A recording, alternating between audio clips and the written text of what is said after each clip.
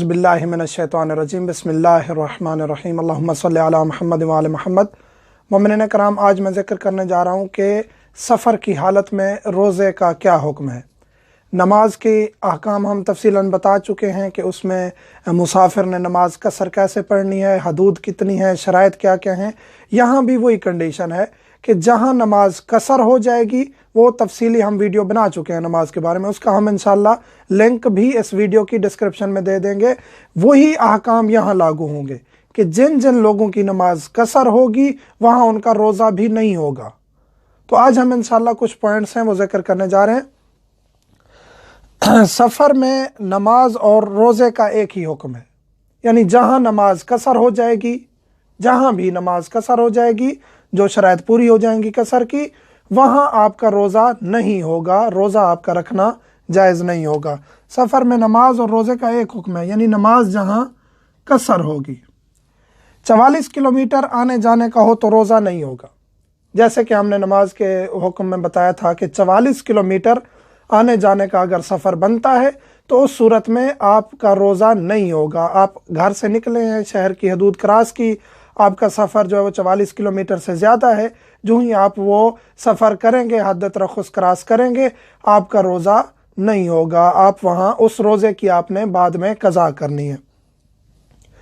अगर ज़िवाल रास्ते में गुजार दिया तो रोज़ा नहीं हो सकता। बाज़ लोग कहते हैं हम रोज़ा रखना चाहते हैं सफ़र में, सफ़र आसान है, हम आसानी से पहुंच जाएंगे, गाड़ी अच्छी है, ट्रैवलिंग आजकल आसान है।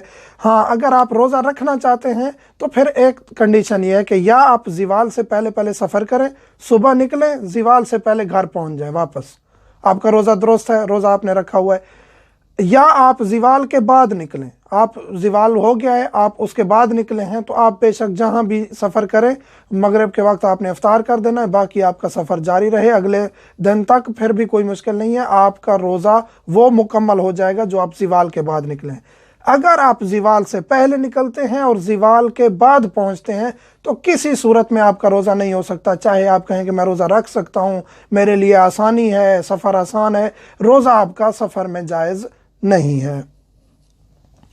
अगर सफ़र की नीयत की है फिर भी रोज़ा रखना है जब तक सफ़र शुरू ना करें। बाज़ ये सवाल पूछते हैं कि हमने नीयत की हुई है, सफ़र करना है, हमने हतमन जाना है सफ़र पे, और हम मसलन के 10 बजे हमने निकलना है, तो इस सूरत में हम रोज़ा नहीं रख रहे उस दिन का। रोज़ा रखना है 10 बजे तक, 11 बजे तक आपने रोज़ा रखना है, क्योंकि आप 9 बजे 10 बजे जो ही आप निकलेंगे यकीनी तौर पे आपका सफ़र स्टार्ट होगा, वहाँ आपका रोज़ा ख़त्म हो जाएगा।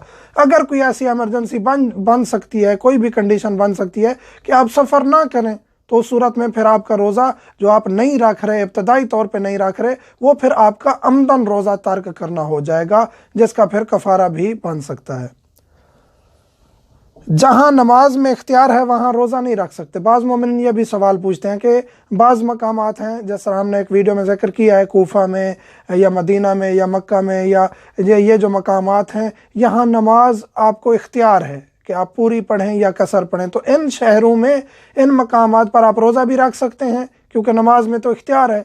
नहीं, आप रोज़ा नहीं रख सकते, चाहे आप वहाँ रमज़ान में पहुँच भी गए हैं, मदीना में, मक्का में, कूफा में, आप रोज़ा नहीं रख सकते, सिवाय यह कि 10 दिन की नीयत करें, वो एक अलग बात है, वहाँ नमाज भी तमाम हो जाती है और रोज़ा भी वाजिब हो जाता है। सफ़र में रोज़ा रखना जायज़ ही नहीं है। ये भी सवाल होता है कि हम रोज़ा रख सकते हैं नॉर्मल, कोई मुश्किल नहीं है, ऐसा नहीं है, जायज़ ही नहीं है। जब आपकी कंडीशन बन गई है सफ़र की और वो आपकी नमाज कसर हो गई है, वहाँ आपका रोज़ा भी ख़त्म हो गया है, आपके लिए जायज़ ही नहीं है। रोज़ा रखेंगे फिर भी उसकी कज़ा करनी पड़ेगी। अगर रोज़ा रखना है रखें, वो रोज़ा दुरुस्त शुमार नहीं होगा, आपको बाद में उसकी कज़ा करनी पड़ेगी। सफ़र में रोज़ा इस तरह है जिस तरह के खातून का पीरियड्स में रोज़ा ख़त्म हो जाता है। पीरियड्स के दौरान खातून के मैं रोज़ा रख रही हूँ, रोज़ा रखती रहे, रोज़ा होगा ही नहीं, सफ़र में भी रोज़ा होगा ही नहीं, तो बाद में कज़ा करनी है। सफ़र में रोज़ा रखना जायज़ नहीं है। कसीरो सफ़र रोज़ा रखेगा जहाँ वो कसीरो सफ़र है।